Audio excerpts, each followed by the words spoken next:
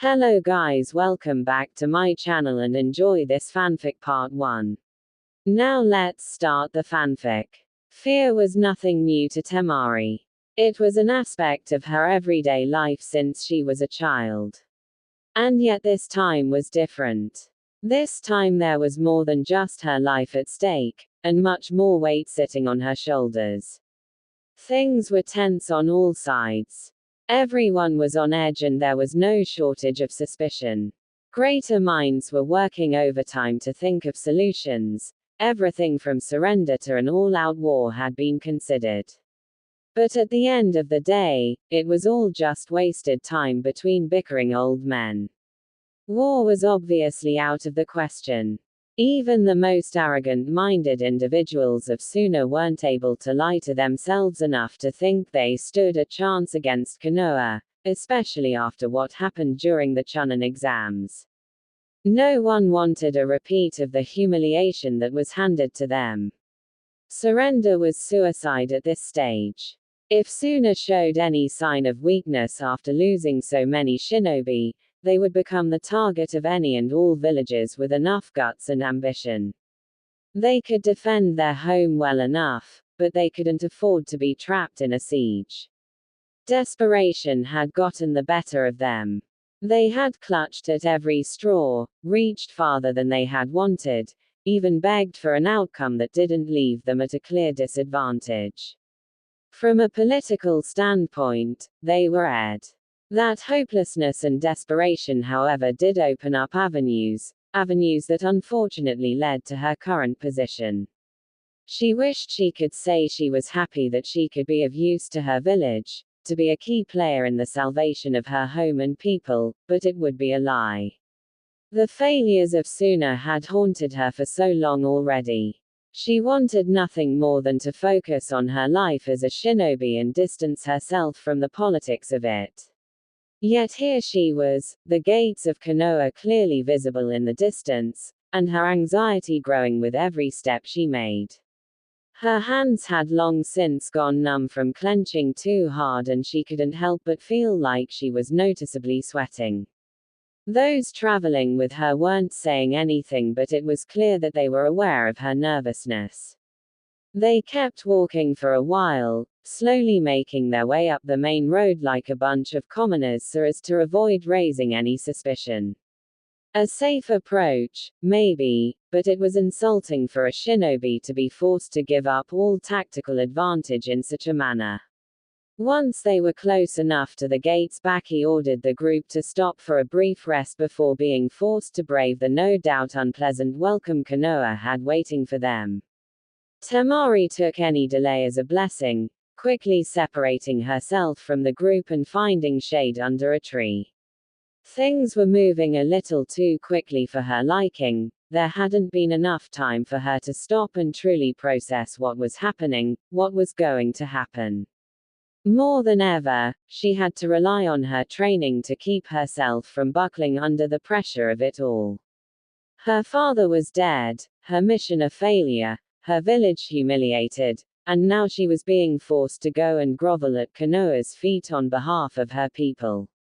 All of this within the span of a month. It was maddening. "Are you all right, Temari?" Baki asked, his one eye showing what little compassion he could without losing face. Temari nodded. "I'm fine," she said. "It's just a lot. No one expects you to hold yourself together during such things," he said. "Letting them see how you feel isn't wrong. They will expect as much. I won't let them have that. They have already taken too much from us as it is.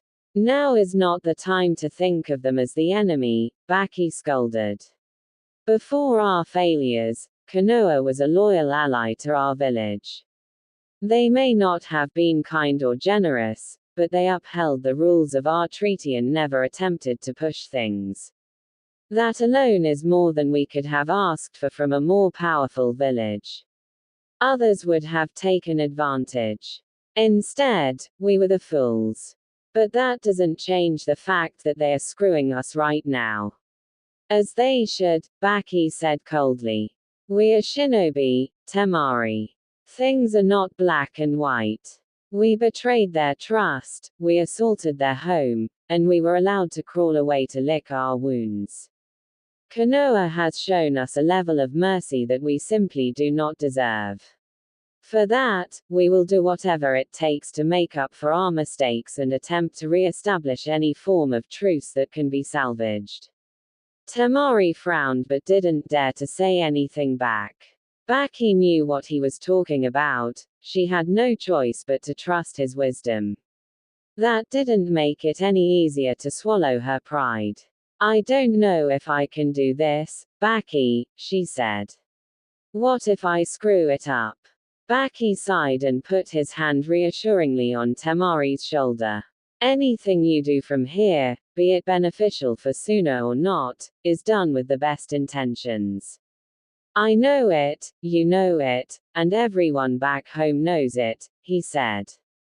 How things go is now entirely up to the Hokage and the Council of Suna. Your part to play is important, but is at best a formality. Anything you can do to help smooth out the peace talks will be more help than you can possibly imagine. I'll do my best.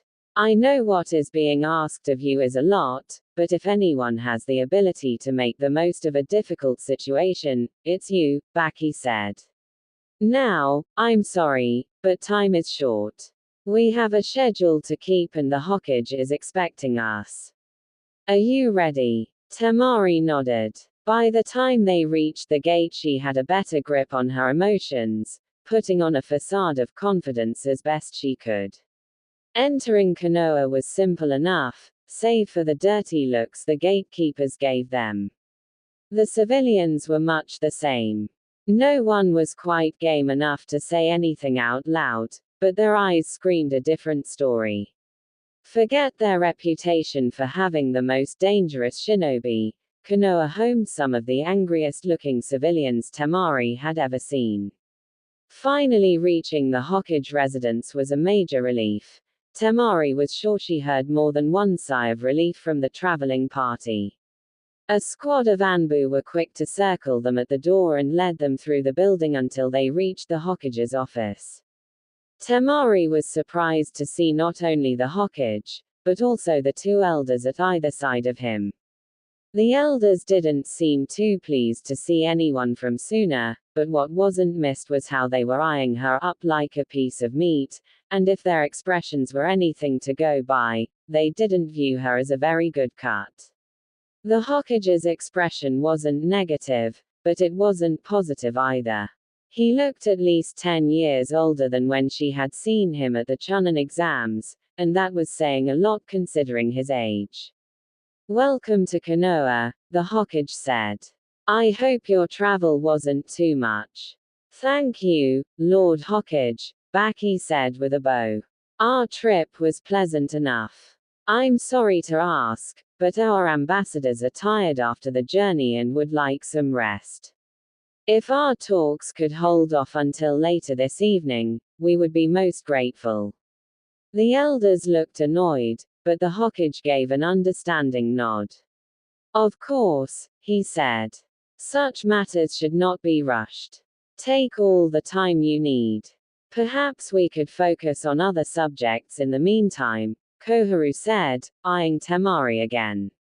Assuming the girl is up for it. Baki turned to Temari and gave her an assuring look. Temari? He asked. Temari took a moment to steady herself and stepped forward.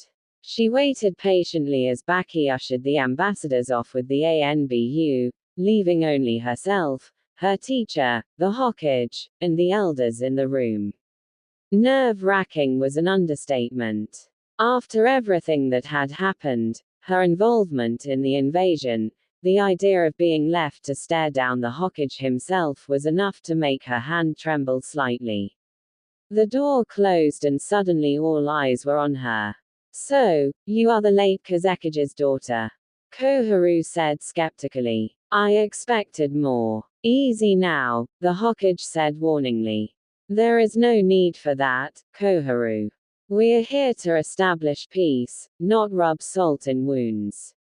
Are we even sure this is a good idea? Homura asked. Things are shaky enough as it is without us adding the unpredictability of children into the mix. He makes a point, Hiruzen, Koharu said. It isn't a widely used practice anymore, and for good reason. Too often does it fail or backfire. Even with the best of conditions, it is too unreliable. Hiruzen hummed in thought as he too eyed Temari closely, watching how she reacted to his old teammate's statements. To his surprise, she was holding her composure well for a genin.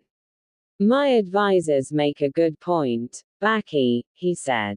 Such a practice was fairly outdated even in my time. While I understand the sense of necessity on your part, we are not so ready to force such a thing upon those who might not be as willing to go along with it. Baki gestured to Temari with his hand. If I may, Lord Hokage. Perhaps it would be best for you to talk to Temari herself on what she thinks of the situation, he said, giving the girl's shoulder a comforting squeeze before stepping back and giving her center stage. Well then, Temari, if you would. I would love to hear your side of things, Hiruzen said, motioning for her to speak. Temari bowed deeply to the Hokage and the elders. Thank you, Lord Hokage, she started, doing all she could to contain her nerves. I understand the proposition that has been put forward to me. The council of my village and my sensei have gone to great lengths to explain in detail what would be expected of me and the importance of such a role in these difficult times. It would be my honor and privilege to serve my village in any way that ensures its survival and safety. This is, as far as I see it, the most important task I could ever be given as a shinobi, and as the daughter of a Kage. I only hope that I am enough of an offering to appease whomever you nominate. Koharu burst into laughter as soon as Temari finished.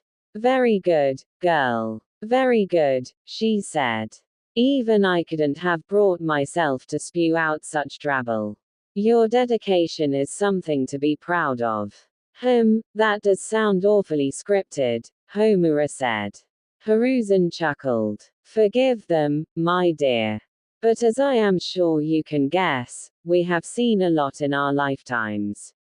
Sincerity is a difficult thing to pass off, he said. Now, if I could, I want to hear your opinion on the matter. And I do mean your opinion, Temari. There is nothing to gain from reciting whatever your council have convinced you to say to us. Temari felt like she was on death's door. She had some minor experience with the political aspects of the villages, but not enough to weave her way through the literal shitstorm that had just presented itself to her in this very moment. On the one hand, she could continue with following the instructions of the Suna Council and say a bunch of pointless nonsense that she couldn't possibly sell as sincere. It would destroy the credibility of her own advisors, most definitely put a major dent in the peace talks, and leave her with a sense of shame she wasn't sure she could survive. On the other hand, she could tell them what she really thought and ruin any and all chances of a truce, most likely get herself and the other Suna diplomats killed, and start a war that they were specifically trying to avoid. It was a lose-lose situation. Somewhere, deep down in her mind, a part of Temari said, it. If I'm being honest, Lord Hokage. She began. I was not prepared for any of this. Not the invasion, not the defeat, and definitely not this nightmare right now. But that is the life I signed up for. I am a shinobi first and foremost, and I'll be damned if I let my own personal insecurities get in the way of my being anything but an exceptional asset to my village. I love my home and my people. They are relying on me right now, and I can't let them down. This decision was made by those much wiser than me with only my village's best interests at heart. I won't let them down. I won't fail my village a second time. So, if you wish to reject the proposal my village has made towards peace, then so be it. But I will stand by the decision and do everything I can to make it work. The room was silent. Baki couldn't help but look down at Temari with pride in his eye. She truly was what any Suna shinobi should strive to be. The elders were both wearing subtle smiles, clearly impressed by the girl's resolve and honesty. It was the Hokage, however, whose expression left something to be desired. He wore a smile, but his eyes were holding back a hesitance of sorts. Temari couldn't tell if it was sadness or fear hidden in the man's face, but she wasn't about to let it dissuade her. Are you sure? The Hokage asked softly. We offer this one and only chance to back out. If you choose to continue, then Konoha will officially accept Suna's offer and there will be no going back. I understand, Temari said with certainty. Ha! Finally, a kunoichi with spirit and backbone, Koharu said cheerfully. I can only hope you rub off on some of our youth. We have been sorely lacking in your type of professionalism. I for one strongly approve. I too forward the notion, Homura said. I suppose the matter is settled for the time being, Hiruzen said. Thank you, Lord Hokage, Baki said, bowing deeply. This kindness and respect will not go ignored by our people. If I may, might it be all right if we could meet your village's nominee? The two elders shared an uneasy glance as Hiruzen seemed to develop an entirely different aura. No longer were they in the presence of an old man showing kindness to some poor genin.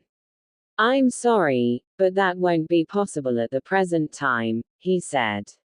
I promise I will arrange a meeting for the earliest possible time. If Konoha needs more time to choose a suitable candidate, Baki began. No, Hiruzen interrupted. Sorry, I don't mean to offend. We have come to a decision, but the candidate is currently unavailable and unaware of the situation.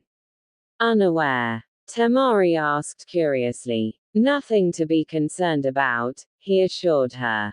We were not ready to make any of this public until we were certain that you were sure of what you were getting into. Our candidate will not be backing down if that is your concern. We trust your choice, Lord Hokage, Baki said. Can I at least have a name? Temari asked, earning a sharp glare from Baki. Sorry, Lord Hokage, I didn't mean to speak out of turn. Hiruzen frowned as he carefully picked up a folder from his desk and held it out towards Temari. Everything you need to know is in here, he said. I would ask, if I might, that you keep an open mind. While everything in this file is true, it does not paint the full picture. Temari was hesitant to go for the folder, but curiosity was everyone's weakness in the end. She made her way to the Hokage's desk and carefully took the file from him. It was heavier than she expected, surprisingly thick in its content. Her internal anxiety was already running miles in her mind, thinking of all the worst-case scenarios that she held in her hand. She couldn't turn back now, but part of her was starting to wish she had taken the option out. She had helped her father from time to time compile information on shinobi, so she had a reasonable idea of how much info was usually attached to different levels of people. What she held in her hand was no civilian or noble's file. They never had enough interesting information to fill more than a few pages. The two options left were either a chunin, or jonin. Both options could be anyone, of any age, and the idea of being stuck with some old guy mortified her. So, without waiting for anyone to say anything else, she quickly flicked the file open to the opening page. A quick glance was all it took to absorb more than she needed. A name, a title, and a rank. Naruto Uzumaki. Jinchuriki. Genin. Hiruzen wanted to scream at something. He wanted so desperately to unleash a rage that had boiled and grown within him for years. Sadly, he could not, and he held his thoughts close to his chest as he bid his two old teammates a good night. They had been surprisingly pleasant today, so he wasn't quite ready to rip their heads off after what was by all means a good job. Once they finally left and closed the door behind them, he felt the weight of the world come crashing down on him. He had failed to try and deter Temari from going along with the proposal, but sadly there was not much he could do. Any more than a simple offer to refuse would be seen as Konoha spitting in Suna's face at the offer. He knew things were going to be rough for the foreseeable future. The poor girl had handled it better than he could have hoped, at least. Opening the file in his office was perhaps a mistake, but displaying no more than a brief moment of panic was admirable. It was still panic. Intense panic at that. He had read the reports from the invasion. He knew that Temari and her brothers had a run-in with Naruto, although the full details of said interaction were minimal. She had all but run out of his office after that, her teacher following shortly after. He was concerned when she didn't return with Baki and the ambassadors later in the evening, her absence being attributed to being tired. It was a blatant lie, but who was he to push the subject? The initial peace meeting went well after that. As soon as Konoha's acceptance of Temari was made known, everything else seemed to fall into place rather smoothly. There was still much to go through, and only time would tell what would become of it all, but there was much promise. He let himself fall heavily into his chair and turned to look out at his village. It was quiet. That was good. What with all the chaos that they had seen, the people truly deserved what peace they could get. "Have you been listening in the whole time?" he asked. "Not the whole time," Jiraiya said cheekily, climbing in through the window. "Why do my Anbu keep letting you do this?" Jiraiya shrugged. "Once they realized that they couldn't stop me, I think they just gave up." Hiruzen rolled his eyes. "Truly setting a good example for those to come," he drawled. "I imagine you have something to say about all this." "It's a bad idea," Jiraiya said sharply. "You know it, I know it, but everyone else is turning a blind eye to the obvious issues. They all see it as a means to an end. An easy way to get rid of him. They can't do anything so long as he doesn't give them reason." "Don't be a fool," Jiraiya said. "Anyone else, and I do mean anyone, would be a better fit for this role. Naruto is a loose cannon and that girl has no idea what she is getting herself into. This is shady and unfair on Suna. Do you honestly expect them to uphold whatever truce you make after they realize what you've done?" "I expect that Suna will put up with whatever they have to for the time being," Hiruzen said. "They are desperate and they know that we know that. For them to even propose a political marriage in the first place is enough of a sign that they are willing to do anything to ensure a bond with us. Even if they view our decision as an insult, they have no room to argue. That's cold, even for you. That's war, Jiraiya. We aren't at war. We are always at war." "The invasion only made it more obvious," Hiruzen said. "Konoha cannot afford to show favoritism to Suna after what they did, and Suna cannot afford to reject what little mercy we are willing to give them." Jiraiya sighed and let it go. He knew how arguing with his teacher would go. "How do you think Naruto will react?" he asked. "I don't expect it to be good. Which is exactly why you're here." Jiraiya deadpanned. "I am not a sacrificial pawn, Sarutobi. You are whatever I need you to be, and right now, I need you to be the messenger. I hate you." Duly noted. On the outside, Temari was trying to be the pinnacle of calm and collected. Her instincts were working overdrive to ensure that her body didn't betray the raging chaos burning in her mind. Internally, she had been screaming at the top of her lungs since the moment she left the Hokage's office. Out of fear or anger, she wasn't quite sure yet, but she wasn't in the right mind to find out. Every fiber of her being was telling her to run, to forego her pride and loyalty and save her own skin. If she could just get a clean run out of the village and out to freedom, she would. No. Thinking like that would get her killed. It would ruin her village, and worse, it would piss Baki off. She pulled her knees to her chest and leant back against the head of the bed. Thankfully, Konoha was especially generous as a host. Each and every member of those that had come from Suna were given their own hotel room. If hers was anything to go by, they were not skipping on any expense. The place was big and open, empty feeling. She had tried to have a shower to drown away the mess of thoughts. It didn't help. All she could do was stare blankly at the folder spread out on the bed. She had gone through it all in record time, something she now regretted deeply. Blissful ignorance would have been extremely appreciated right now. This whole bullshit plan was supposed to get her away from such things. Away from the fear and danger of her life back in Suna, away from Gaara. But now she was in a worse position than before.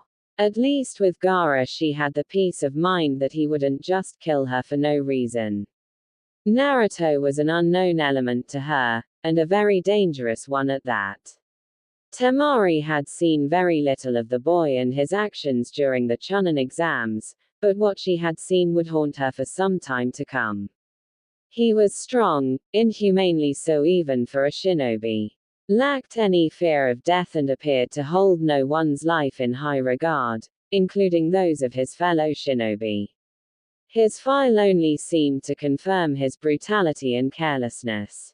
In some ways, his file was more unnerving than Gaara's. It didn't give any real reasons as to why he was the way he was, nor did it seem to imply that there was any reliable method of controlling or directing his actions. I'm Sared, Temari thought to herself. There was a gentle knock at her door that pulled her back to reality. She put the papers back into the folder and got up to open the door and was relieved to find Baki on the other side. Are you holding up all right? He asked softly. She nodded. I'll be okay, she said. I just didn't expect it to be this bad. Baki gave a slight grunt of acknowledgement. The decision is a curious one, he said. The thought of using a Jinchuriki for such a thing is unheard of. I don't see what advantage they are hoping to gain from it, but sadly we are in no position to argue. I know, but it doesn't make sense, Temari said. I've been reading everything in the file the Hokage gave me and nothing stands out. He doesn't have a clan, no bloodline limit, or any political connections of value. I thought political marriages were meant to be used strategically to benefit each village as much as possible. I just can't see how they are benefiting from this. It is an outdated practice, Temari. Long gone are the times when a simple marriage could be used to gain significantly valuable assets. Konoha has all the leverage here. They could very well be content with only attaining a symbol of peace between us, and a deterrent, he said. Is that all I am? All I'm worth to them? What you are to them is not important. What and who you are to us is everything, Baki said. You are the eldest child of our late Kage, a loyal shinobi, and you were the only one, of all the candidates, that our village unanimously agreed was not only capable, but also trustworthy enough to be considered for such a thing. You are the hope of Suna. You are a symbol of strength and sacrifice to our people. Suna will not forget what you will accomplish here. I won't allow it. Temari scoffed. That's only if I don't get killed first. Baki took a moment wander over to the bed and pick up the file, looking through it curiously. Naruto Uzumaki, he read aloud. Genin. Jinchuriki of the Kyubi. Student of Kakashi Hatake. Responsible for death of Zabuza Momoki and Gato of Wave Country. From what I saw during the Chunin exams, he was a rather reserved boy until the fighting started. The brutality he unleashed on that girl from Oto was unsettling. Our reports say that he was the one that fought Gaara during the invasion, is that right? He's the one that beat Gaara, Temari said. Do you know how he accomplished such a feat? Temari shuddered. I wasn't able to keep up with the whole fight, she admitted. I know he was able to summon shadow clones, more than anyone should be able to. Gaara might as well have been fighting an army. And his chakra, it was leaking out of him, like a red ooze in the form of a fox. It melted through the sand. By the time we caught up to Gaara it was over. He was covered in burns and beaten to a pulp. And Naruto? Baki asked. Drenched in blood, but barely a mark on him. He just stood there and watched us take Gaara away. Didn't say a word. Jinchuriki are more dangerous than people think these days. But I don't need to remind you of that. He is still only a genin, but he will only get more dangerous from here on, Baki said. You have more experience than anyone in how to deal with being around such a person. We gave Gaara a reason not to touch you and Kankuro, but we can't strong-arm this boy like that. The most important task for you right now is giving him a reason to keep you around. How am I supposed to do that? Temari had not slept well. Between compulsively rereading every word in Naruto's file and overthinking every possible scenario of the near future, there just wasn't enough time to sleep. Baki would have something smart to say about her poor self-control, but luckily, he was tied up for the day. As it turned out, her part to play in the peace talks was easily dismissed after she agreed to the marriage. The Hokage and his advisors had claimed there was no point in wasting her time when she should be using it to better get to know her new home. Glancing down at the piece of paper in her hand, she grimaced. A list of noteworthy spots to see around Konoha and places for her to get familiar with. It almost hurt to read. She already knew many of the important parts of the village. They were the first points of reconnaissance before the invasion, not to mention comically unguarded. Some of the list made sense, like the training grounds, mission office, shinobi library, among several other locations that she didn't have the motivation to seek out and explore. No, her interest was in one place and one place only. Apartment 23. It was the only place that wasn't on her list that definitely should have been. Actually, it didn't make much sense to her as to why it wasn't on the list at all. Naruto's apartment should have been a priority. If she was truly going to go ahead with this marriage and be stuck living here, then it made sense she would end up living with her future husband. Oh, how the word made her spine twist at just the thought. She was supposed to be a kunoichi. Marriage had never crossed her mind, and for good reason. Even back when boys had become somewhat interesting to her, it had never been in such a way. Her whole retirement plan was to just die gloriously somewhere on the battlefield, not marry, grow old, or God forbid, spawn children. Sadly, her dreams of service and glory were quite dead at this stage. Whatever laid before her now was unplanned chaos at best. As such, Temari thought it smart to try and be as prepared for the worst as she could be. For the moment, being prepared meant breaking into Naruto's apartment and seeing what she was dealing with. Finding the place was easy enough. He didn't live anywhere particularly special or hidden. It was a modest place, perhaps a little run down, but not as bad as she had expected. What she didn't expect was the word, "QB," to be carved so boldly on the door. Temari took her time scoping the place out.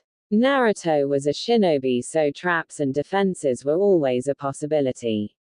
It came as some surprise, however, when it became clear that he had gone to no such lengths to protect his home, what with the window to the apartment being left open and not a single trap to be seen. Upon climbing inside, she soon realized why.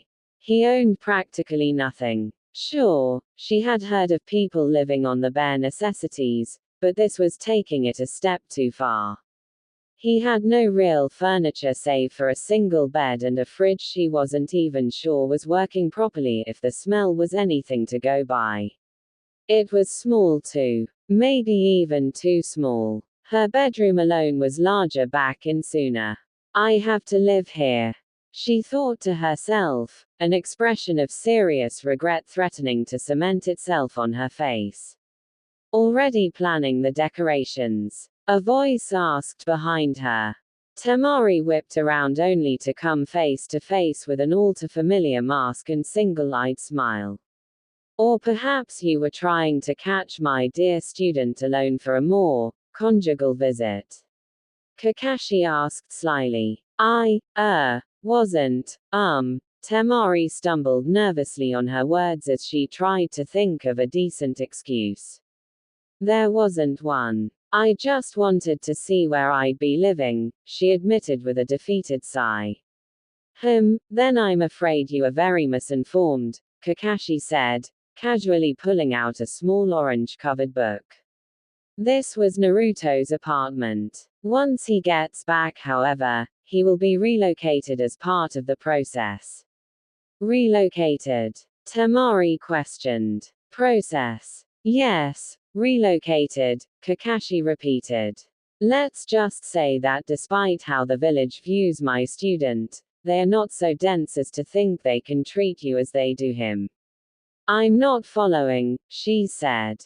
And why the hell are you here anyway? Have you been following me? If Suna found out that we put their cage's daughter in such a questionable dwelling, well, one could only imagine the insult they would feel, Kakashi explained. No. As much as they will hate it, Konoha will make this whole thing as comfortable and rewarding for you as possible. And I wouldn't call it following. More curious snooping. Still creepy if you ask me. Good thing I didn't ask. Temari rolled her eyes. What do you want? Just keeping an eye on things, he said. You'd be surprised how often someone tries to break in here in hopes of finding something to use against Naruto. So, you two are close? Temari asked hopefully. From what she could see, there was nothing in the apartment she could use to learn much of anything about Naruto, but if she could talk to someone who knew him better, like his sensei, then that could definitely help her plan her approach. Regrettably no, Kakashi admitted. I keep an eye on the place, and I am his sensei, but Naruto doesn't trust me much. Temari stared pointedly at the man's masked face. Go figure, she mumbled as she returned to looking around for clues. Aside from a poster for ramen, there was nothing to take note of. She did spot a small green frog-shaped pouch barely concealed under the pillow on the bed, but she chose to leave that be. This place is useless. You were hoping to get an insight into him, weren't you? She shrugged. Can you blame me? She asked. I didn't exactly talk to him during the Chunin exams. All I have to go off is the file the Hokage gave me, and even that was vague. Perhaps I could help. You said you weren't close. Does a shinobi need to be close to someone in order to know things about them? He asked. Temari quirked an eyebrow at him.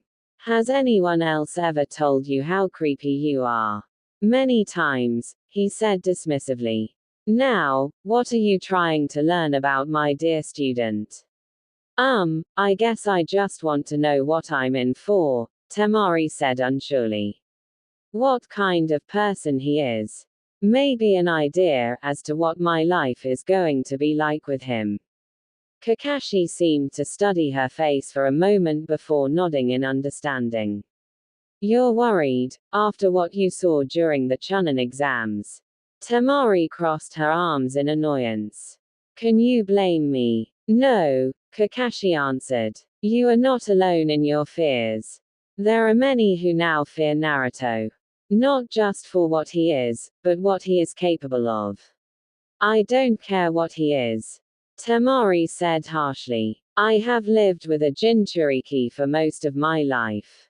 I know what to expect of that. What I don't know is what him being a Jinchuriki has turned him into. What this village has turned him into. Oh, she sneered at him. Don't play stupid, she said.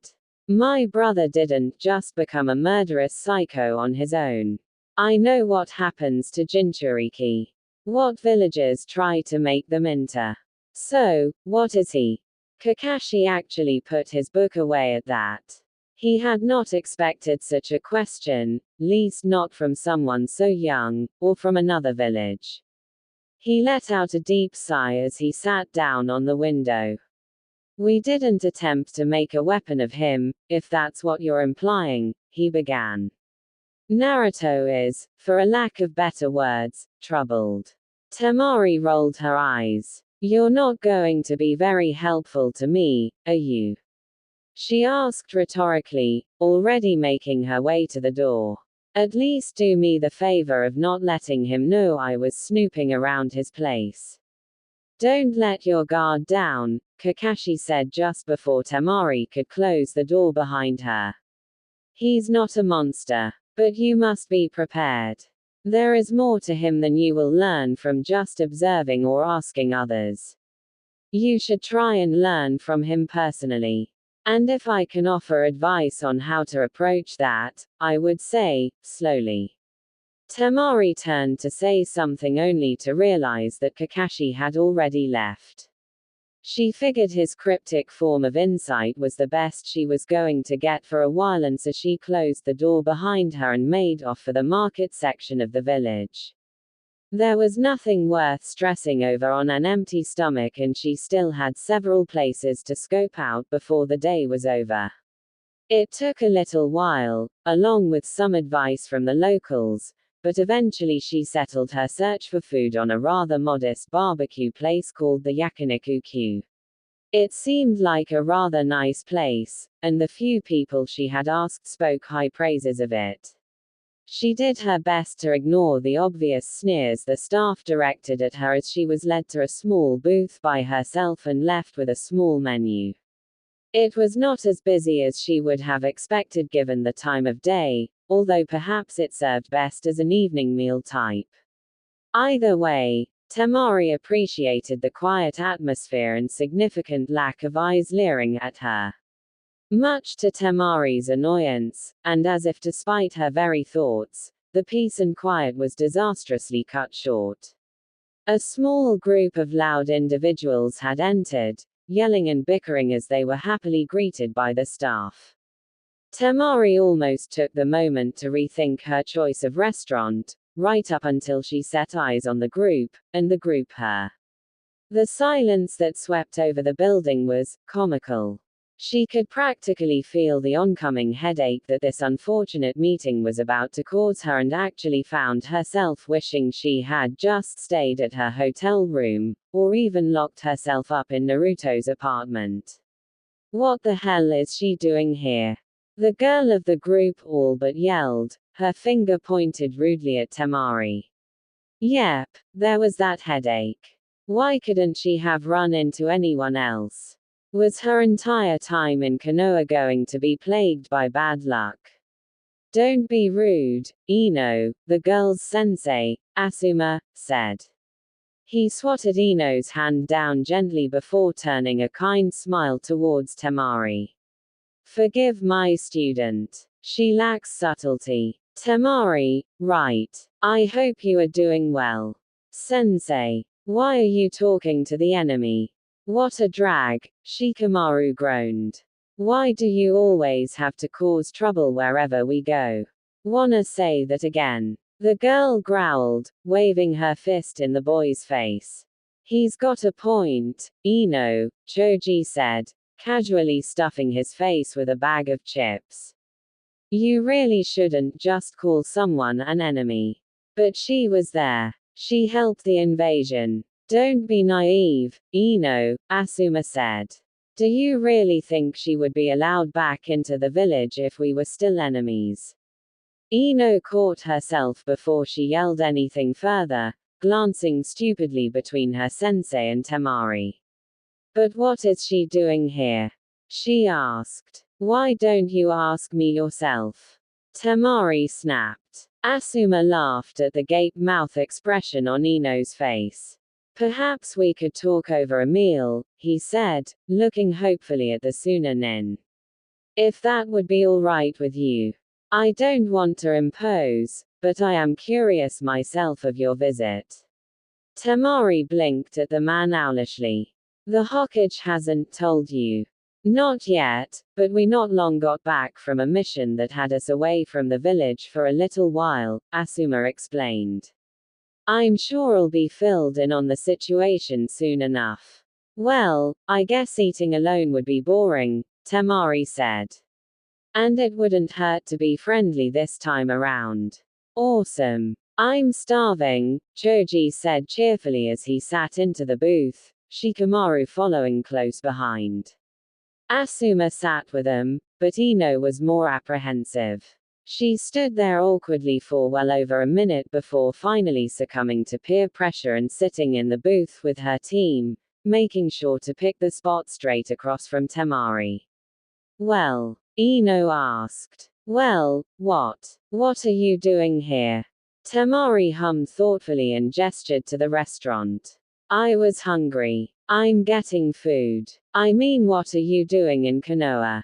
Ino asked. She's here with a diplomatic group from Suna, Shikamaru interrupted. A protection detail. Or at least, that's my guess. Still a know-it-all, Temari muttered, earning a smirk from the boy. So Konoha and Suna are going to be allies again? Choji asked. That would be cool. As long as everything goes according to plan, Temari said. My father mentioned talk with the Council of Suna, Asuma said. But from what I remember, Suna did have some peculiar requests. He stopped talking quickly as Temari gave the Jonin a pointed stare that told him to not go any further. Requests? Ino asked incredulously. How do you people have the nerve? You invaded us. You tried to kill the Hokage. You have no right to ask for anything. Temari held her tongue and grit her teeth. She was confident she could pummel the girl easily enough, but sometimes it helped to have politics as a backing. Well, if that's what you have to say about it, then I suppose you don't mind if I take your words as that of the village at whole. She asked, a victorious grin forming on her face as the expressions of the team in front of her began to drop into understanding. I'm sure your superiors would love to know that you took it upon yourself to weigh in on such a fragile political matter that they have so carefully managed up until now. Ino crossed her arms and turned her chin up. Nice try, but you're just a glorified bodyguard here, she said, ignoring the very intense stares from her team screaming at her to shut up while she could. Even if you weren't, you wouldn't jeopardize a peace treaty. Temari wanted to punch the girl in the face, her near-splintering grip on the table being testament to that. It wasn't until she caught the shocked expression of Asuma that she found herself able to ignore Ino. Asuma swallowed hard and leant forward with a look of concern so sincere that it immediately caught the attention of his students. It's you, isn't it? He asked, receiving the slightest of nods as an answer. And the Hokage agreed. Another nod. And ours is, he caught himself before saying anything and took a deep breath to calm down. As if to purposefully stoke the flames of curiosity in his team, Asuma stood up suddenly and exited the booth. I have to go talk to the Hokage, he said ominously, lowering a stern look at Ino. First lesson in village relations, Ino. Apologize. While you can. Without another word he left, leaving a dumbfounded trio of Genin and one rather annoyed Temari. I thought it was bad enough when Baki did that sort of thing, she said. You Konoha lot sure have a knack for being dramatic. Hey, Shikamaru. What's going on? Choji asked. Shikamaru didn't take his eyes off Temari the whole time, studying her intently. Nothing good, he said. You can say that again, Temari said.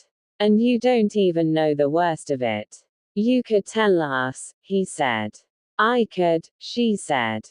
But then I would lose what little fun I get out of this whole mess. You aren't here on protection detail then, Shikamaru said, thinking aloud.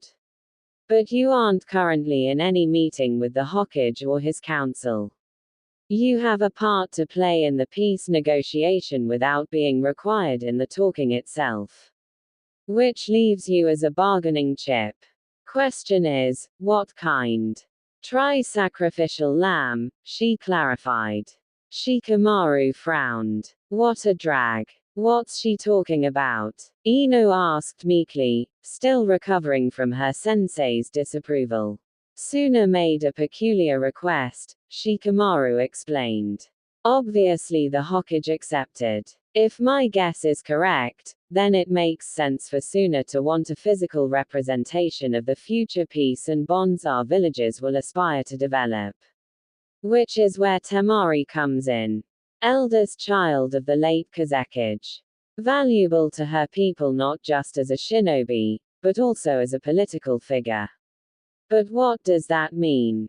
What it means, Temari interrupted, is that I'm here to stay.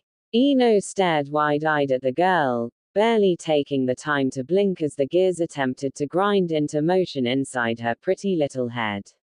So, like an exchange program, but for shinobi. Dear God, you really do have all the brain cells of the team, don't you? Temari asked Shikamaru. She's getting married, Ino, Shikamaru drawled. A political marriage to be precise. A rather old-fashioned way that allied parties would strengthen their bonds and hold each other to honor the deals. The high-pitched squeal that followed was deafening.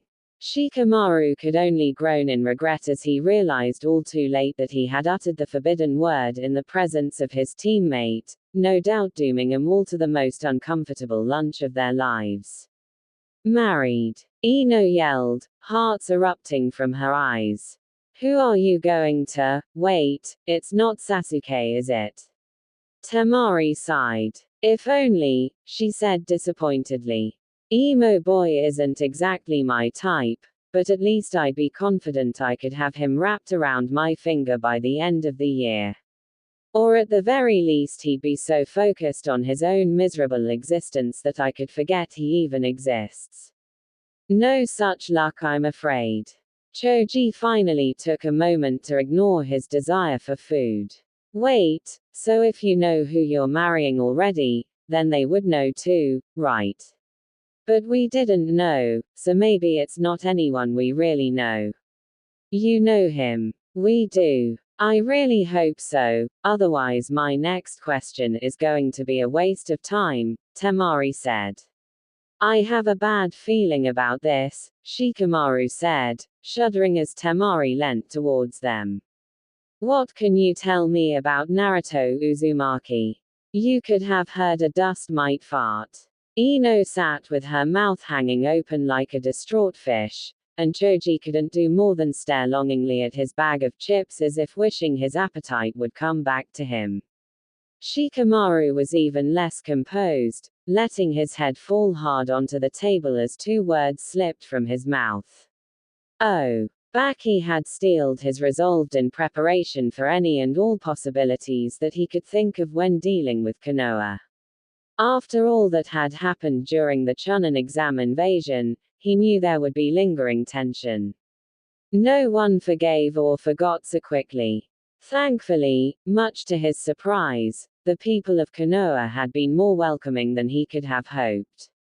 While not outright accepting, he and the diplomats from Suna had not been openly insulted. The occasional glare or snide remark was easily ignored. What could not be so easily ignored was the Hokage's decision regarding the marriage proposal. He had put on a brave face for Temari's sake the night before, but he would not let it slide without an explanation. His village was going above and beyond in their offering of the poor girl. Sure, she had no bloodline herself, nor was she expressly powerful. The Kazekage's blood still ran through her veins though. Temari was more than just a potentially good shinobi, she was easily one of the most promising Suna had. If she were to have children, the chances of one of Suna's greatest bloodline limit being passed on was not something to scoff at. To be honest, she was the only chance with the way her brothers turned out. For such an offering to go unnoticed, or rather, unappreciated, was inexcusable. Hence, with what little time he had to himself, Baki had found his way to the Hokage's office, waiting patiently to be seen. He waited longer than expected, being ushered into the office some minutes after arriving and finding the Hokage being helped into his robe by a young woman. "Oh, pardon the intrusion, Lord Hokage. Perhaps I should come back another time," Baki said with a deep bow. "Not to worry," the Hokage said, thanking the woman and gesturing for her to leave. "That is one of our medical nin. After everything that happened recently, they have been keeping a closer eye on me." Baki took a seat. "The battle with your former student," he surmised. "I imagine it took its toll." Hiruzen chuckled. "Age has taken its toll. That battle only proved what damage was already done. But you prevailed." "Barely," Hiruzen said. "For what it's worth, Suna and Oto truly did have a chance that day. Had things gone differently, I'm sure I would not be here now to have this conversation." Baki swallowed nervously as he started to rethink his intentions for being here. Perhaps questioning the motives of the very person he had tried to help assassinate was not wise. "It's for Temari," he thought before clearing his throat. "Forgive me, Lord Hokage. I must admit my reasons for coming to see you are less than ideal," he said. "You are here regarding Temari's position," Hiruzen said knowingly. "You clearly care for the girl. It goes without question that you would be concerned about my choice in the matter at hand. I don't mean to offend. And I take no offense, Baki," he said. "But you have questions, and I will answer what I can." Baki thought for a moment before speaking. "I saw what the boy is capable of during the exams. The reports I have heard and read about his part to play in the invasion, his ability to defeat our own Jinchuriki, only add to my concerns," he said. "I guess, in a sense, I would like to know if Temari will be safe with your decision." Hiruzen took a deep breath. "Your suspicions and worries are well founded," he admitted. "There is no point in trying to hide it. Naruto is, much like your own Jinchuriki, an unpredictable asset. I would like to play along with the foolish notion the rest of the village maintain by saying we have him under control, but the truth is we don't. He abides by my rules to an acceptable extent. Even listens to me more often than not. But make no mistake when I say that he is loyal to himself and himself alone. Yet he protected the village." Baki asked incredulously. "He fought impossible odds against an unleashed Jinchuriki to protect others. It is exactly that kind of thinking that has stayed the fears of so many in this village," the Hokage said sadly. "The outcome can always be twisted so easily to make it seem appeasing to the masses. The reality is much less so." "What do you mean?" "Naruto has never once fought for the sake of Konoha. He has never attempted to protect his fellow shinobi, and he certainly did not care for the lives of others when he confronted young Gaara, he said. There is only ever one reason, that I've found so far, for Naruto to fight anything. To prove that he can. Baki frowned deeply and looked at the old man with disapproval. So, Konoha made the same mistake as Suna, he said. Trying to make a weapon of a child. I guess ultimately, we all must suffer for our hubris and cruelty. We did not do as your cage did, Hiruzen said sharply. Konoha has no need for such a weapon, nor would we risk the backlash of it failing as your attempts did. No. We failed in much more shameful ways. Hiruzen sighed deeply and reached into one of the drawers of his desk, pulling out an item wrapped in cloth and placing it gently before Baki. I would have never given Suna's marriage proposal a second glance had Temari not been the candidate you offered. After reading her file, I could not help but make the most of an opportunity such as that. A girl, close enough in age, determined and willful, strong in her own regard, with years of experience living around an unstable Jinchuriki. The odds were impossible. All I need was to ensure she herself was willing to go through with it. You asked if Temari would be safe. I believe she will be. You are concerned that my decision is an insult to your village. That I can understand. Answer, if you're willing to take an oath of secrecy, I can finally explain. You would trust me to keep a secret. Before our alliance is truly solidified. Baki asked. Hiruzen smiled. I am confident that my explanation will go some lengths in helping solidify the alliance between our villages, he said. Very well then. Do you know what this is? Hiruzen asked, carefully unfolding the cloth to reveal a three-pronged kunai. Baki stared at the kunai with all the intensity his one eye could allow. A dozen puzzle pieces he didn't know were connected suddenly forcing their way together in his mind. It was a truly painful experience. He should have seen this coming, should have noticed the signs.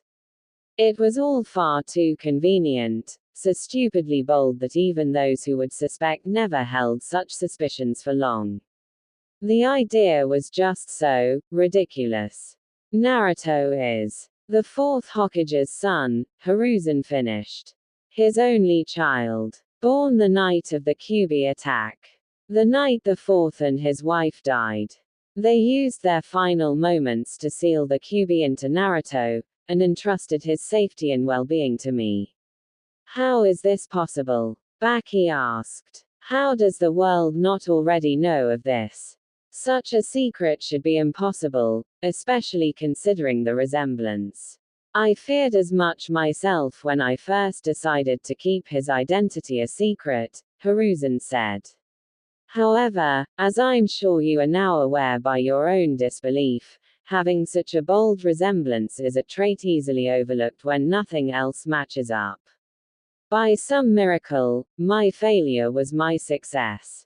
Although ultimately neglecting the boy in favor of the village at large, I accidentally created the perfect circumstances for him to slip mostly unnoticed by any who would seek his death or capture. Once I realized my fault in the matter, it was already far too late, so I made the most of a bad situation. Does the boy even know his lineage? Hiruzen shook his head. I couldn't say, he said. Why are you telling me this at all? Baki asked. If only I am to know, then the importance of who he is will be meaningless to my village at large. They will continue to think you insulted us by wedding Temari to a random boy who happens to be a Jinchuriki. What is it you are hoping to gain here? I have failed Naruto at almost every turn of his life. This marriage is finally a chance I have to do some good for the boy, with Temari's help that is, he said. Temari is a strong girl, but she is still young. She will need guidance through things yet to come, and will require someone she trusts to confide in. She trusts you undoubtedly. As such, it is important that you and I come to an understanding so that we might help guide both of them to the best outcome possible. You're using us to make up for your own failures, Baki muttered in annoyance. Yes, Hiruzen admitted. But you are not in a position to be upset about that, so do forgive me for kicking you while you are down. Before Baki could say anything further, the office door was slammed open, Asuma charging in with an expression of rage focused on the Hokage. What the hell is wrong with you? He yelled. Have you finally gone senile? Or are you just trying to get more blood on your hands before you finally die? Hiruzen stared his son down. You figured it out, I see. Figured it out. I just spoke to a girl who has no idea whatsoever as to what is in store for her. Asuma said.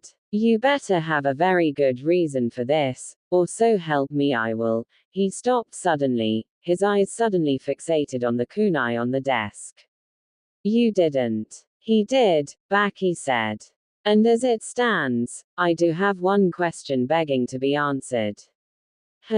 Where is Naruto? Baki asked. If I am to agree to go along with any of this, I will need to meet him for myself. Hiruzen gave a cautious look to his son. Someone has been sent to collect him, but it may take some time, he said. He is training. Asuma continued to glare at the old man as he carefully placed the kunai back into his desk. While we wait, allow me to explain. Naruto collapsed to his knees. His arms buckled under his weight as he fell forward and his face crashed into the dirt. The sickly red chakra that had enveloped him slowly receded back into his body, leaving no more than its essence in the air. He couldn't move. The pain that had been coursing through his body had now completely faded to a numbness of existence. Between each labored breath he took in the pleasant moments of silence that filled the forest around him, it almost made him smile victoriously.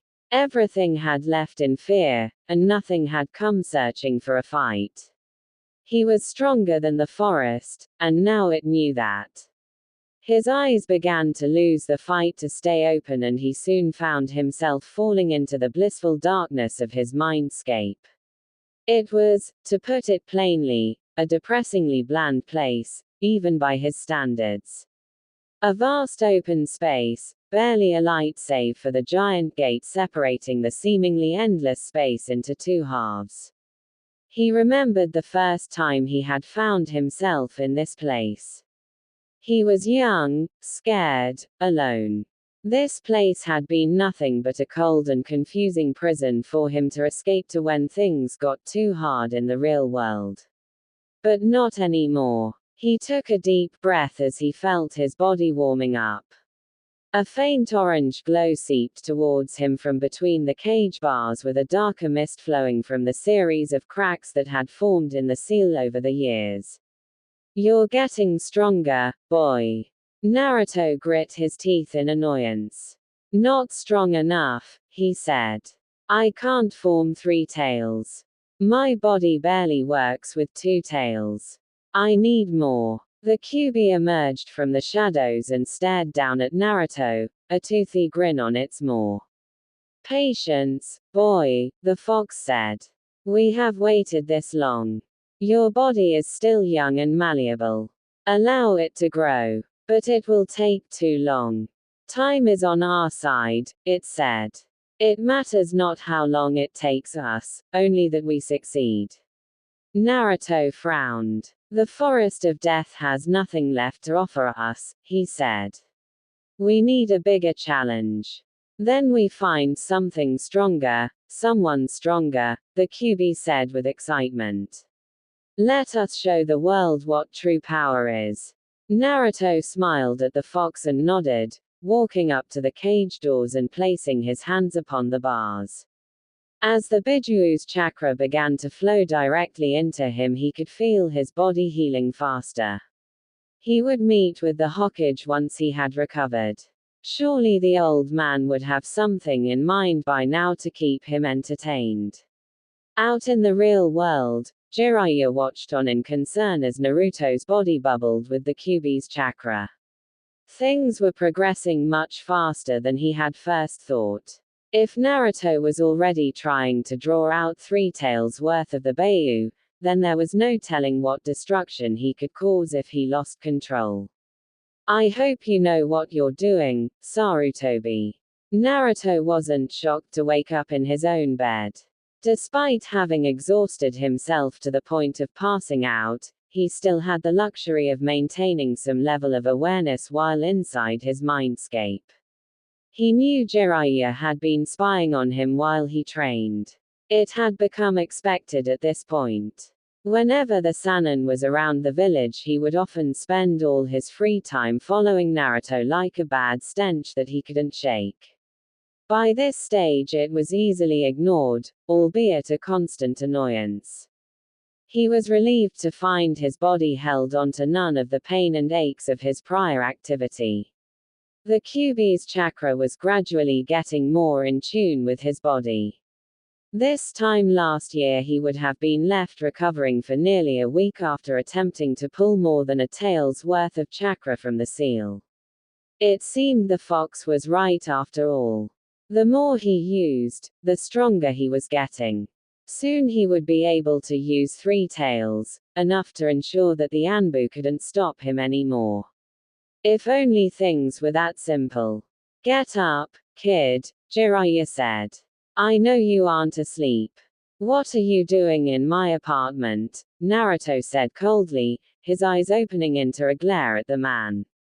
I wasn't about to leave you laying in the forest of death. I would have been fine, he groaned, getting up from his bed before pausing suddenly and sniffing the air. Someone was here. Jiraiya chuckled. That sense of smell you have never ceases to creep me out, he said. But you and I both know that no one comes here anymore, Naruto. Not since Kakashi started keeping an eye on things. Naruto inhaled deeply. Kakashi was here too, he said. With a girl, that last part was said with less frustration and more curiosity, catching even Jiraiya off guard. You sure about that? The Sannin asked. I need to talk to the Hokage. Actually, Jiraiya interjected quickly. That's why I'm here. The Hokage wanted me to pass along a message. He should have sent Kakashi, Naruto muttered. This is important, Naruto, Jiraiya said sternly. Something has come up, and whether you like it or not, you have been selected to be Konoha's representative in the matter. Now, I understand your opinion on the village and its politics, but we need you to hear this out and do the right thing. Naruto snarled at the Sannin. You don't get to talk about doing the right thing, he growled out. Enough, Naruto. I don't care what you think of me. The Hokage is the one asking this of you. Either you listen and accept, or he will suspend your shinobi privileges. Naruto bit his tongue at that statement. He wasn't an idiot. There was no way he could butt heads with the Hokage, or Jiraiya. Refusal to cooperate would only end to him being locked away with enough chakra-restricting seals to ensure not even the Kyuubi could help him get out. He didn't have to like it, but for the time being it was easy to go along with the village's wishes whenever necessary. They were willing to turn a blind eye to a lot of things, but directly disobeying the Hokage was a stretch even for him. I'm listening. Suna has sent diplomats to negotiate a treaty with us, Jiraiya said. Is Gaara with them? Naruto asked with the slightest hint of excitement. No. The Jinchuriki was not allowed to return until the treaty is solidified, Jiraiya explained. But there is someone you will need to meet, and we need you to be nice. Naruto frowned. I won't like this, will I? He asked, receiving no change of expression from the man. Who? The daughter of the Kazekage, Temari. I believe you saw her during the Chunin exams. Why? Jiraiya took a deep breath. This was where things were really going to get difficult. Because you will need to get to know her, personally. Is she a target? Naruto asked. Or someone close to her? No, well, look, it's complicated, and you aren't going to be happy about it. But trust me when I say this can work to your advantage, Jiraiya said. Suna has offered her to Konoha as their half of a political marriage agreement, and Konoha has chosen you as our half. Naruto's eye twitched. You know I hate your jokes. It's not a joke, Naruto. This is real. You were the one chosen to represent the village in this marriage. I refuse. You don't have a choice. I'll leave. I'll bring you back. I'll kill you. Quote, comma, quote. Quote, comma, quote. You hit your head, didn't you? Jiraiya asked jokingly. Naruto grumbled a few choice words under his breath. There's nothing I can do about this. He asked. No. What does this mean for me? In short, it means you're getting married, Jiraiya said. In broader terms, you'll have to keep up good appearances for the village's sake. It won't look good if she's miserable being with you, so you'll have to at least try and keep her happy, and most importantly, you'll have to keep her safe. Naruto gave the man a curious look. Safe. Jiraiya nodded, internally smirking victoriously as Naruto took the bait, hook, line, and sinker. Now all he had to do was reel it all in, sit back, and watch. Yes, Naruto. Safe, he said. Temari is an important figure to Suna, and this marriage will make her important to Konoha as well. What with the recent invasion, it makes sense that there are those who would rather she and Suna not get this opportunity.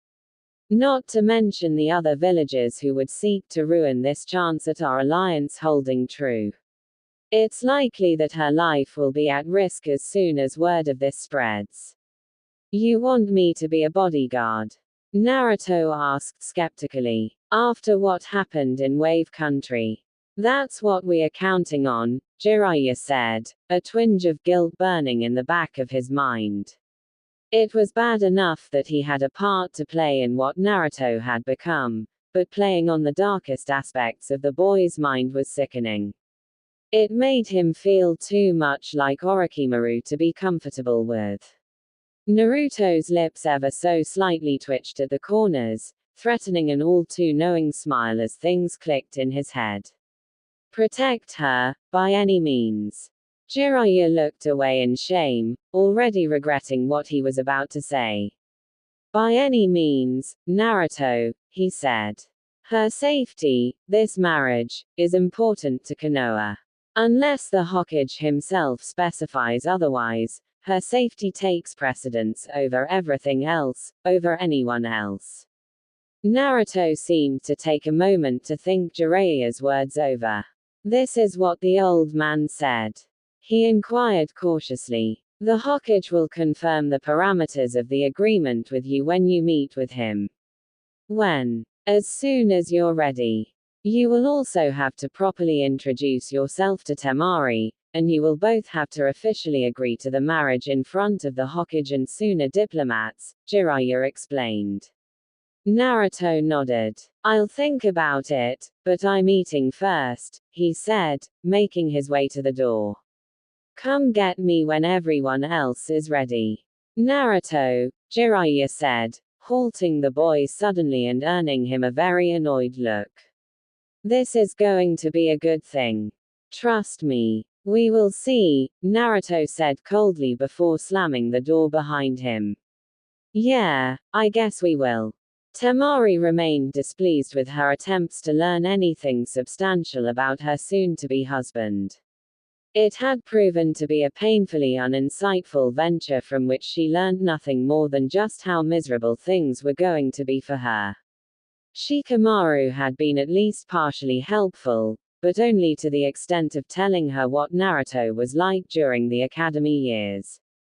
Apparently, when he wasn't busy putting other kids in the hospital for any slight against him, he mostly kept to himself. The only positive she got from that was that Naruto didn't actively kill any other kids whilst in the academy. That was where the good news ended. Apparently Ino was friends with the pink-haired member of Naruto's genin team.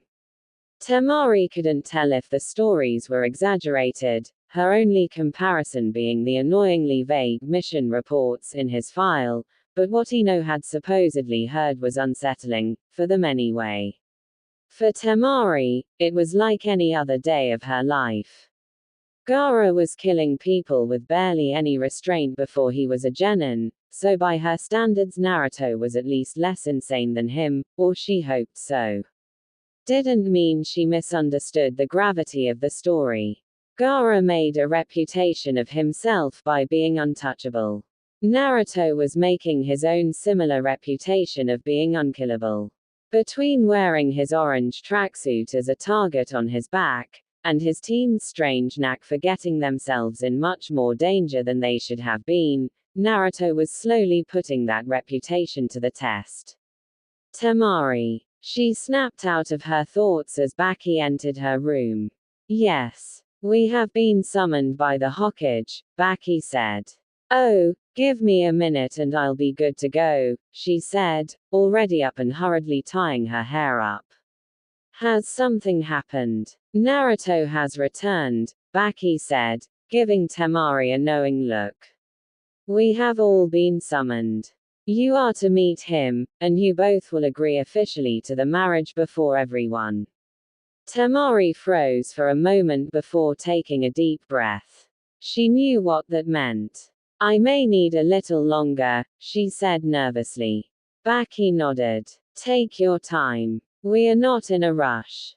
She waited for Baki to leave before she grabbed 2 large tufts of her hair in frustration. He didn't say it outright, but Baki knew exactly what to say to get the message across. He had been lenient on her during the travels here and all the way up until now, letting her still present herself as a kunoichi of Suna, allowing her to still dress in her preferred attire. It had helped her keep her composure with everything that was happening. It appeared that now was the time that luxury came to an end. There was a certain level of presentation expected by someone in her current position. She let her hair go and went to the wardrobe. While she may have held off on this part for as long as she could, that didn't mean she came unprepared. It wasn't much. A simple long black dress with white trim, a red sash to go with it. Not much of an outfit by diplomacy standards, but it was as far as she was willing to go. Temari understood the importance of looking the part, so she would try. She was expected to win Konoha and Naruto over with her looks. There wasn't any point in fighting. She took what little time she had to get dressed and make sure everything was in order. She decided that her standard 4-ponytail style of hair was maybe a tad too much and instead opted for a tidier single ponytail. The most painful part came when she had to forego tying her forehead protector around her neck, leaving her village's symbol resting on the bed. A glance in the mirror was all she needed to know that the dress looked good, her body finally starting to fill in where it mattered. The hair would definitely have to go back to normal as soon as this was over. It was dark when they reached the Hokage's office. Temari wasn't exactly sure what to expect this time around, but upon entering she found herself uniquely surprised. The Hokage was obviously there, as were his 2 advisors, but there were also several other faces. Some she recognized, notable clan heads of the village and reputable shinobi in their own right, but others were unknown to her, such as a heavily bandaged old man lurking in the corner. While she didn't have any issues with anyone present that she knew of, the extra eyes on her did very little to ease her discomfort. The anxiety had already started to creep its way out of the depths. The tightness in her jaw was only the start. As she and the diplomats made themselves known, Temari noticed one glaring detail missing from the scene before her. Naruto himself was notably not around. A confusing, twisted sense of relief and panic started swirling in her stomach. Had he backed out? Was the marriage proposal a failure? What was going to happen now? Was she finally free from this responsibility? Too many thoughts at once and not enough time to carefully shut them all up. How was the sightseeing? Koharu asked, earning a jump of surprise from the girl. Relax. As much as I would love to live in a fairy tale, I know better than anyone that my days of sneaking up on people are long gone. You're lost in your thoughts, dear. What's troubling you? Forgive me, I don't mean to be rude, Temari said softly, bowing slightly to the older woman. Koharu chuckled. Don't fret, she said. This is a big deal for you. Your future hangs in the balance. No one here would blame you for being a little distracted. Why are there so many people here? Temari asked. Politics is a crowd sport, dear, the old woman said with a smirk. No one likes the responsibility, but the feeling of being important to the village is addictive to most. The clan heads have no say in the matter, but if letting them sit in on such events and allowing them to have an opinion makes them feel special, then all the better. I imagine Suna handles such affairs differently. My father never coddled anyone's pride, Temari said. If they didn't need to be around, then they weren't. No one liked it, but no one challenged it either. Efficient. I can respect that. Short-sighted perhaps. Konoha prides itself on the strength of our clans, but it is foolish to assume such tactics would work for all villages. It's kind of nice, Temari said. It can be, sometimes. I don't mean to ask out of turn, but isn't someone missing? Koharu nodded knowingly. You are right to be curious, she said. Many here are just as interested to see the outcome. The Hokage insists the boy will show. And what do you think? I think the boy is problematic at the best of times. If he knew not showing up would make everyone stress, then he would have to be dragged kicking and screaming. Temari gave the woman a strange look. You don't talk about him like you hate him, she said. Everyone else is afraid of him, or talk about him like he's the plague. Koharu scoffed. I'm far too old to be afraid of some child, she said. Naruto is a headache. Unruly and not without issues, but I've seen worse. Hate is also something I cannot afford to waste time with. If I hated everyone that caused me annoyance, half the world would be on that list. Should I be worried? Temari asked. Everyone I've spoken to won't give me a straight answer. You know, the boy would be mad to harm you. So, he isn't crazy. If only things were that simple, Koharu said longingly. Sorry to cut things short, my dear. I must take my place. Keep your chin up and don't let this riff-raff make you second-guess yourself. Temari watched as the elderly woman made her way towards the Hokage, the clan heads and others following suit and breaking from their small groups of conversation to form a more official layout. Even Baki eventually had to leave her side and take his place, leaving her to stand alone before the group. If there was ever a time for God to end her suffering, now would be the perfect moment. She wasn't even sure why things had suddenly gotten so formal. Naruto still hadn't showed up. The whole room was just staring at her awkwardly, as if waiting impatiently for her to start tap dancing or break out into song. Then the door opened slightly. Temari had to fight the urge to roll her eyes as Kakashi poked his head around the door and gave a sheepish eye smile. It was clearly not only her who was annoyed at the man's antics, with at least a couple of those present not trying to hide the displeasure. Nothing got any better when he opened the door all the way, waltzing in as if he weren't late, the subject of everyone's curiosity casually following behind him. For what it was worth, Naruto didn't immediately give off an impending sense of doom to Temari. He looked bored and uninterested at best, barely even looking at her for more than a moment as he scanned the room. She wasn't sure if that was a good thing or if he was intentionally trying to insult her existence. Finally seeing him in person for the first time in a month was interesting though. She had taken very little notice of him during the exams until the final stage, but even then, her mind had been too preoccupied to truly take in his appearance. It was not often she met many other blondes. Even if her hair was noticeably less vibrant with color, it was still a nice thing to notice. He was still shorter than her, but somehow it seemed less so than before. He couldn't have gotten taller in a month, could he? No, she was definitely remembering things wrong. About damn time, Chum said. Can we hurry up and get this over with? I have better things to be doing. Of course, Hiruzen said, gesturing for everyone to take their respective seats and for Naruto and Temari to take their place center stage, so to speak.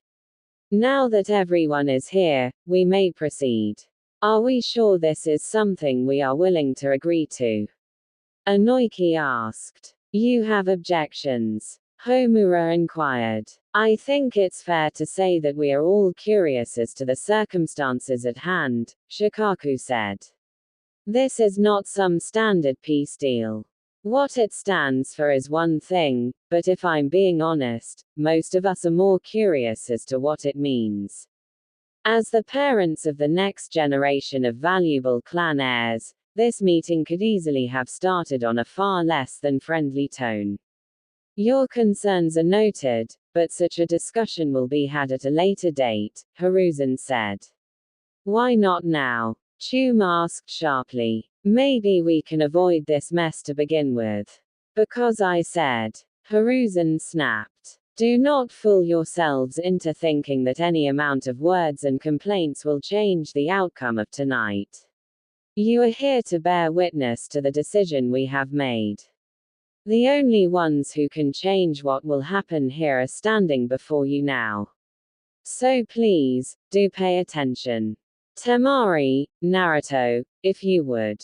Temari was quick to start on cue. She stepped forward and bowed deeply.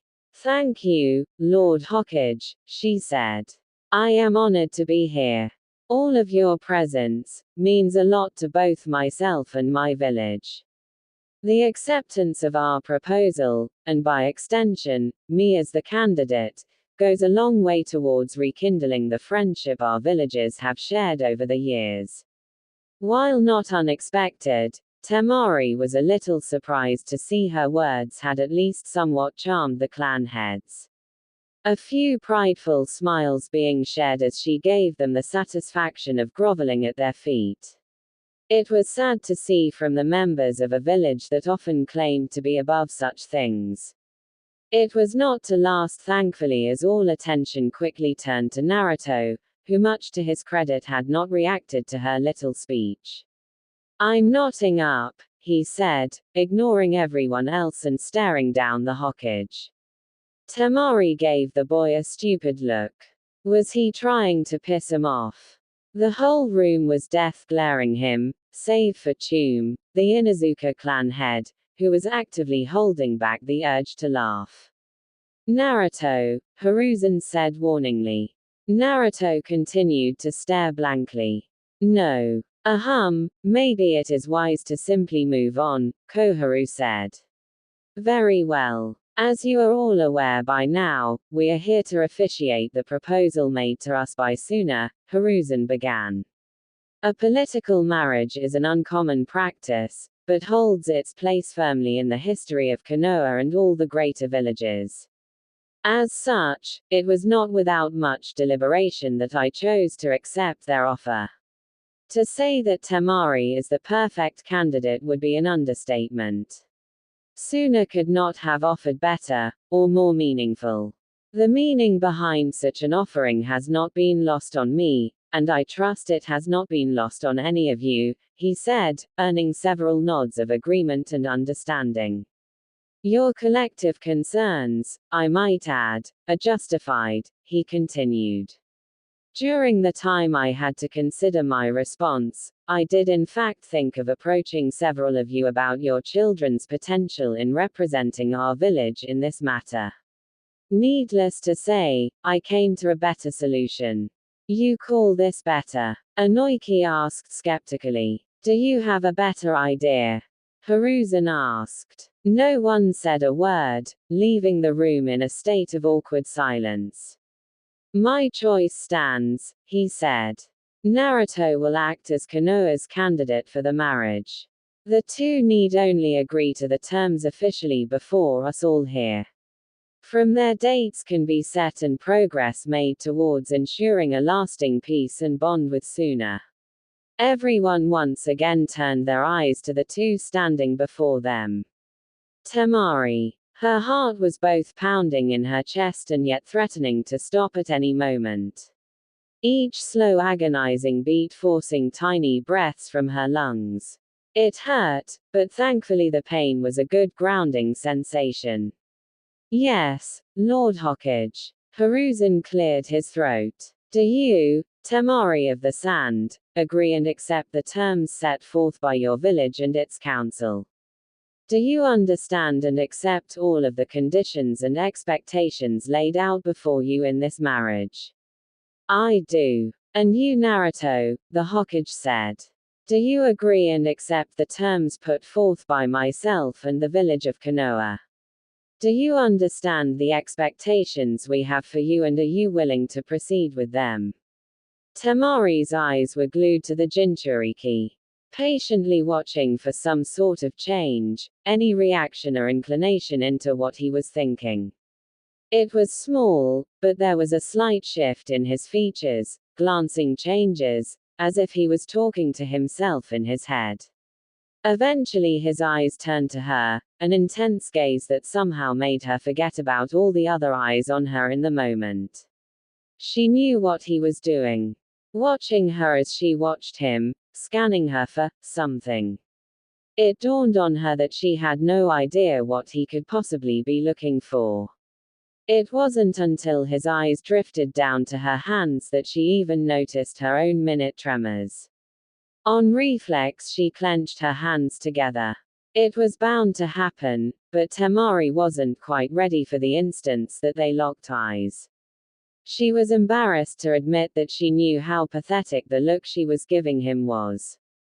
Pleading, full of anxiety and unciness, practically begging him to go along with all this mess. Oh, how she loathed the pitiful thing she was right now. She wanted all of this to be over as quickly as possible, to return to some semblance of normalcy. Whatever normal was supposed to be after tonight. No. And just like that, the world was chaos again. Naruto didn't even wait for anyone's response, already making his way to the door before he had finished answering. The door closed behind him and everyone stared at it in some variation of shock or surprise. None more so than Temari. But shock was short-lived.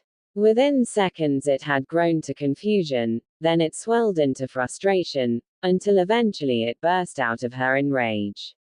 What the? She said, amusingly unaware of the company she was in. Who the hell does he? What? Why the? Is it? I'll kill him. With that Temari made off after Naruto, slamming the door behind her as she went, unknowingly leaving a room of highly amused expressions. Kakashi, please make sure nothing unfortunate happens, Hiruzen said, the masked man vanishing quickly. Yeah, make sure that girl doesn't kill the brat. If anyone has a hope in hell of getting the job done, it's her right now, Chum said with a chuckle. Forgive her outburst, Baki said. I will go and ensure things are okay. Give the poor girl some space, Koharu said. As if it isn't bad enough that we put her on the spot like this. That brat just had to go and make things difficult, again. I thought you said the boy had already agreed. Baki asked the Hokage, directing everyone's attention to the old man. Hiruzen groaned deeply as he rubbed his tired eyes. It is complicated, he said in frustration. Something is obviously going on. Should we be concerned about that? Anoiki asked cautiously, the second meaning of his words not going amiss by those listening. The fear of the Kyuubi's influence was always in the back of their minds. While mostly unfounded, it never hurt to be vigilant wherever Naruto was involved.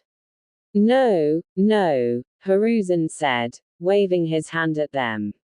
I will handle it. This meeting is obviously at an end. My apologies for wasting all your time. Should the need arise to reconvene, I will inform you all. Konoha was a beautiful village. No one was going to deny that, especially not Temari. Somehow, at night, the beauty was only more noticeable. Streets lit up for hours, people living life to the fullest with all the spare time they had. It was something Suna had been jealous of. The harsh climate they lived in didn't leave a lot to be enjoyed. Whatever time wasn't spent working was wasted enduring the elements. But here, it was clear, a gentle chill in the passing breeze barely offering discomfort as the village thrived. Nowhere was this scene more visible, more potent, than from atop the Hokage monument. A sight to see was an understatement. While all the major villages, and even several of the lesser-known ones had their tourist attractions, none quite compared to Konoha. The whole village on display for the world to see, its glory and majesty was truly humbling. The only issue Temari had with the view, was the moron standing in the way of it.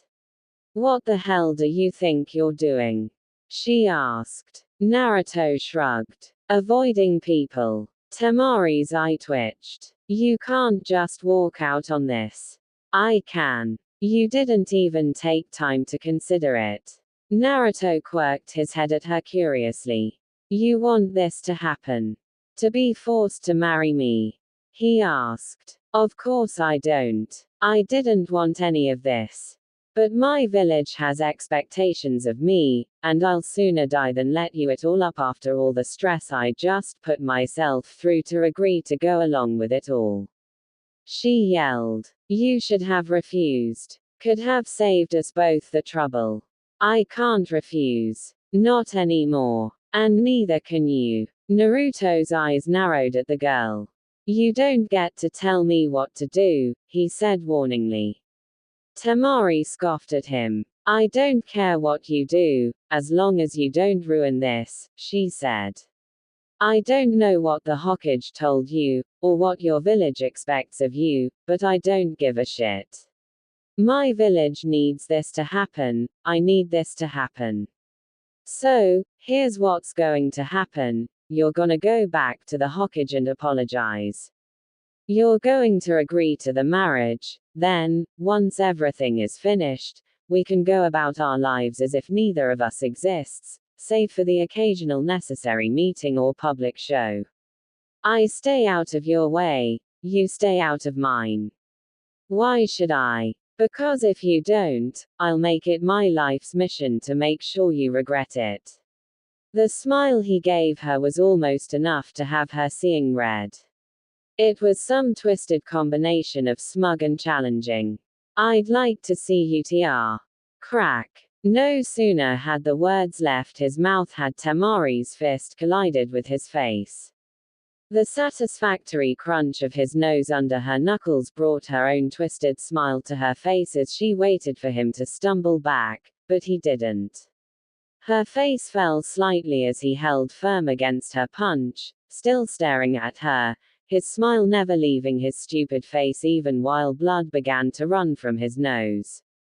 She didn't get a chance to recoil at the sight before he grabbed her wrist hard enough to hurt, twisted her arm up behind her back and forced her down to her knees. The pin-prick sensation of a kunai at her throat was all the warning Temari got as she closed her eyes and waited, and waited. Temari felt the hold on her arm ease and the kunai pull away slowly from her skin. She opened her eyes slowly and turned her head up to look at him. He was spaced out. She wasn't sure how to describe it, but it was obvious he wasn't focused. It reminded her of how he appeared in the Hokage's office, as though he was lost in thought, only this time was different, as if he was barely there at all. Naruto. Temari glanced at Kakashi quickly before turning back to Naruto, watching as he came to. He stared at her with what looked like curiosity for a moment until he let go of her and let her put some distance between them. She watched him like a hawk while he put away his kunai and wiped the blood from his face, his nose already healing, then finally turned to Kakashi. "Tell the Hokage I will consider the proposal further," he said, giving Temari a strange look. He started walking away before either of them could say anything, leaving a flabbergasted Temari and a visibly intrigued Kakashi in his wake. "Are you all right?" Kakashi asked Temari. "I'm fine," she said, rubbing her wrist slightly. "I think." Kakashi hummed thoughtfully in agreement. "That was a little strange, even by Naruto's standards," he said. "I don't even understand what just happened. If I was to hazard a guess, I'd say you've managed to make an impression on him," Kakashi said. Temari frowned as she stared in the direction Naruto had gone. "Is that good, or bad?" "Wouldn't have a clue," he answered with an eye smile. "Of course you don't," Temari said with a groan. "So, what now?" "I should go and let the Hokage know the good news. You should go and get that wrist looked at. Naruto has a tendency to not know his own strength," he said, offering a wave goodbye as he vanished in a swirl of leaves. Temari wiped the small spot of blood from her neck and sat down atop the Hokage monument, idly rubbing her fingers dry. She knew things weren't going to be easy. That much had been clear since before she even left Suna. But now it was starting to really look like she would be giving her life in service to her village in a much more literal sense. If the way Naruto was acting towards her was any indication, then at least she had a chance of making things work to her advantage. Konoha might be happy to tiptoe around the issue, but Temari wasn't about to put up with this shit without putting up some kind of a fight. "Why are we here?" Naruto asked, finding himself, for the first time in a long time, genuinely confused by the situation he found himself in. He felt the Kyuubi's chakra bleed into his eyes, turning them a dark red and lighting up the world in a way that always amazed him. Seeing the world as a Bayou did was one of the few things in life he found he truly enjoyed. "We're observing," the Kyuubi said plainly. With his eyes adjusting to the chakra, Naruto finally turned his attention to their supposed target of interest. Luckily, or stupidly, Temari hadn't noticed him sitting on the roof of the building across from her hotel room.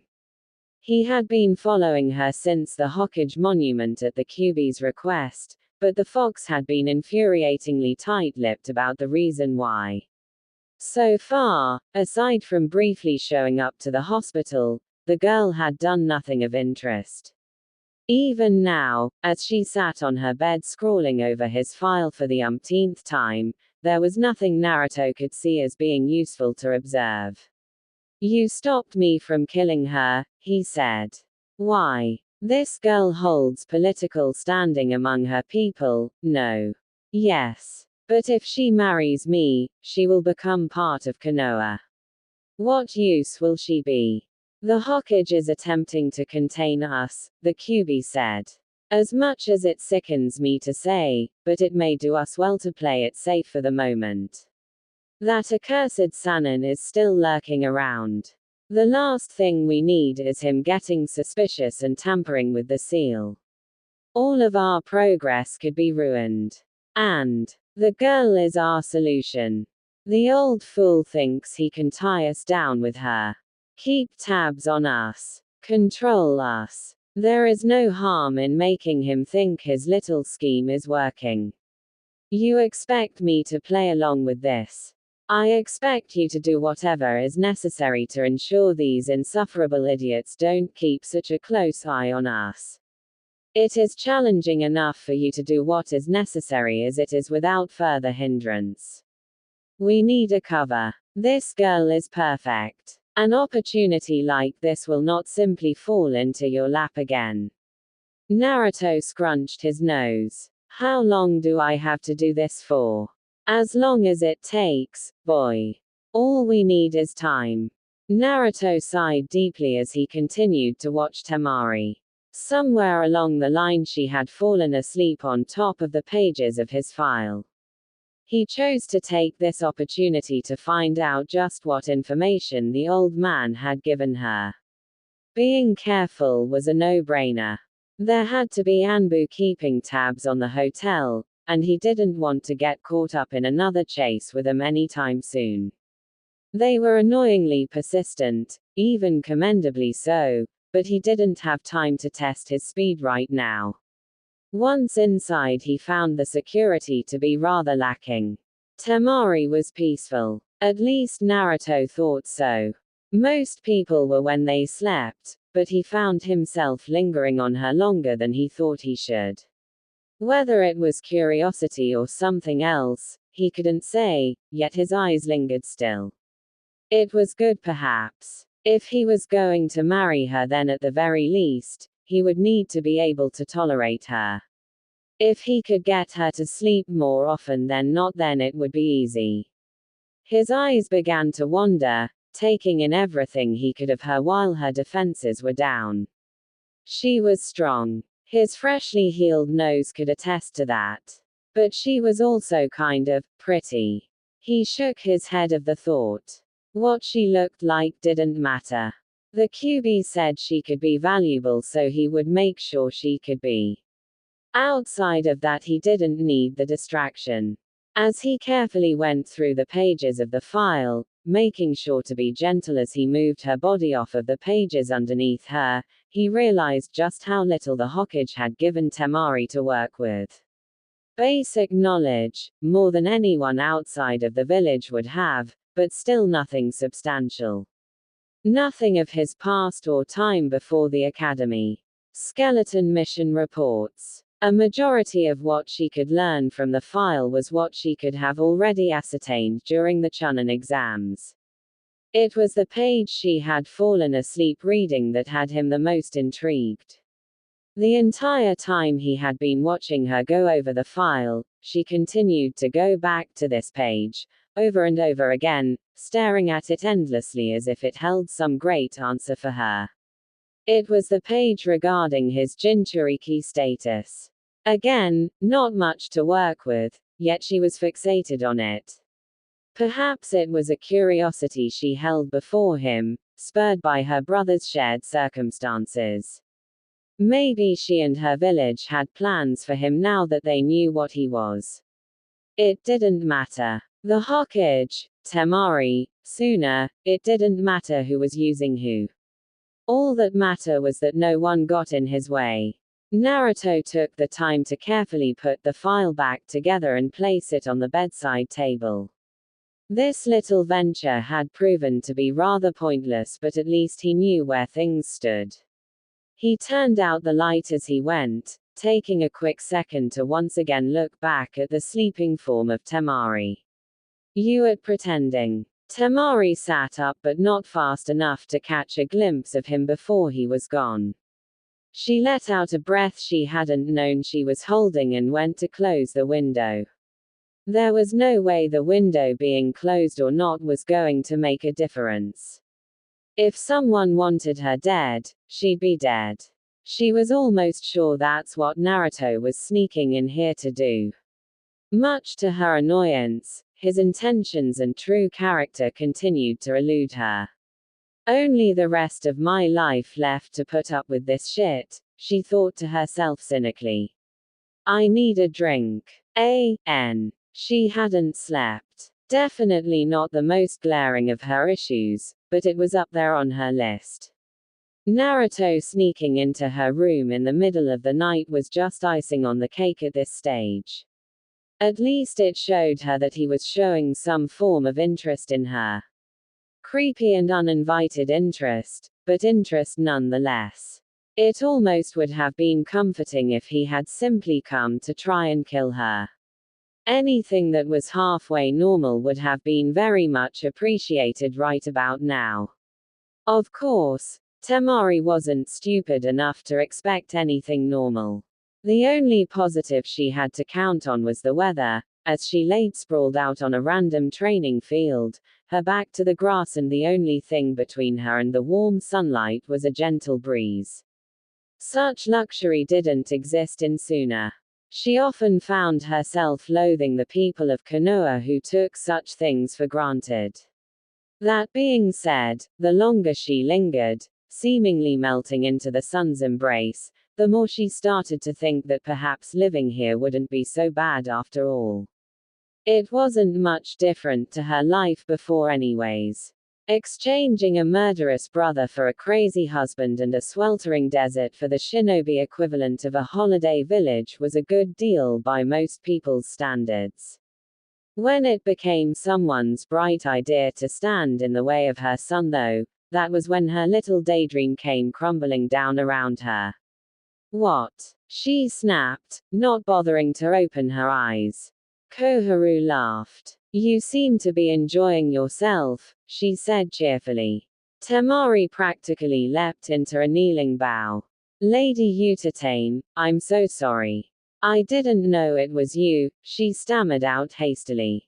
Oh, calm down, girl, the woman said. And get up.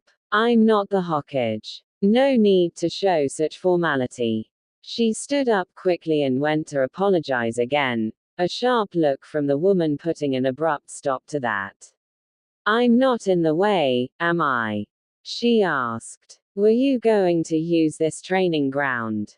Do I look like someone who still trains? Koharu asked, raising her hand to cut off Temari as she went to answer. It was rhetorical, dear. I was actually looking for you. You should have sent for me. I needed the walk. Besides, the both of us could use some fresh air, she said. Now, follow me. I have a surprise for you. Temari blinked owlishly at the woman as she walked away, taking only a short time before taking off after her. Koharu, despite her age, was a rather brisk walker, something Temari found to be a pleasant change. The diplomats of Suna often set an infuriating snail's pace in their travels. Just one of the reasons that everyone despised protection missions. Where are we going? Temari asked. Wouldn't be much of a surprise if I just told you, Koharu countered. We aren't far anyway. In the meantime, you might as well take the opportunity to pick my mind for any answers you're chasing. God only knows how many questions are whirling around in that head of yours.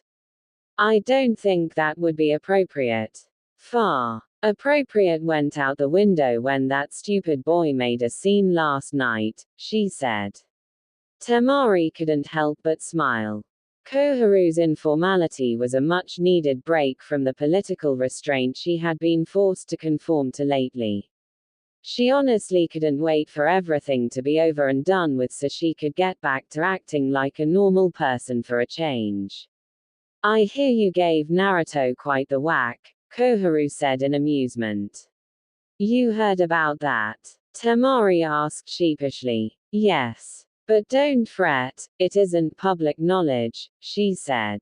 Although I'm sure there are many people who would appreciate the fact that someone tried to knock the boy down a peg or two.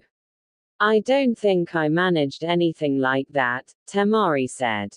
Of course not. Naruto is far too headstrong to let something like that get to him. But it was a nice touch nonetheless. Temari chuckled nervously. I thought you would be mad at me for risking the peace.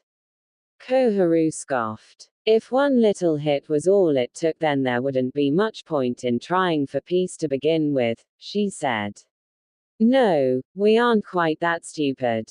Relationships are difficult things under normal circumstances. God forbid we try to enforce the same standards onto those forced into it.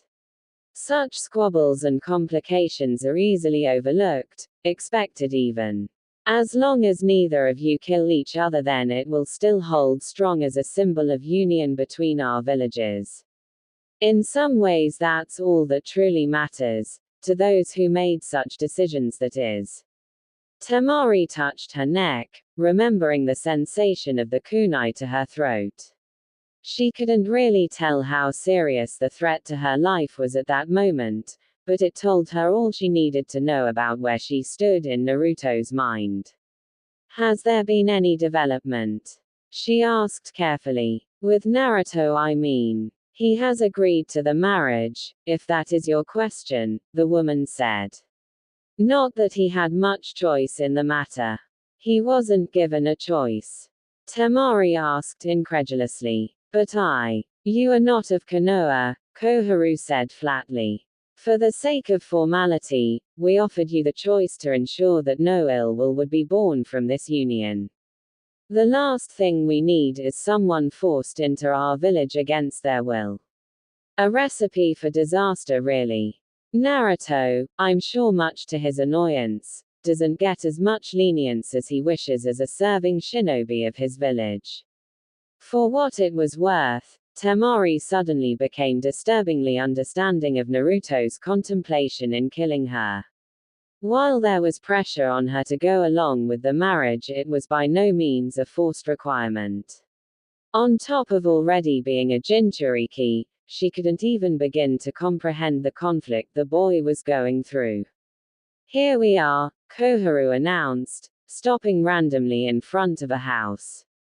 It's a house, Temari said questioningly. It wasn't anything special, but it was a nice enough place. Most noticeable was its lack of proximity to anything else, being in its own little secluded corner of the village, seemingly backing up onto its own mini training ground of sorts. This is your house now, the woman said with a smile.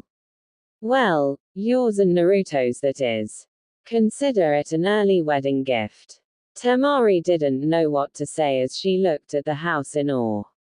She knew that Konoha was going to arrange better residency, saving her from the confines of Naruto's cramped apartment, but she only expected a larger apartment at most. It wasn't very common for shinobi to have a whole house without belonging to a clan. Apartments were easier to manage with the minimalistic lifestyle they were often required to adopt, and it made cleaning out their stuff much simpler. Wow, for the first time since before the failed invasion, Temari found herself with a true smile. How can Konoha afford to give us this? I don't mean to be rude, but you are still recovering from the damage we caused, aren't you? Nothing we can't handle, dear, Koharu assured her. Besides, this is a gift from me personally. The village would have taken forever to sort you into a proper place. This was a much simpler solution. This is your house. Koharu nodded. It was some time ago, she said. As the years snuck up on me, I found the seclusion to be more of an annoyance than a blessing. I've since found somewhere better suited and much closer to where I am needed these days. As soon as you agreed to the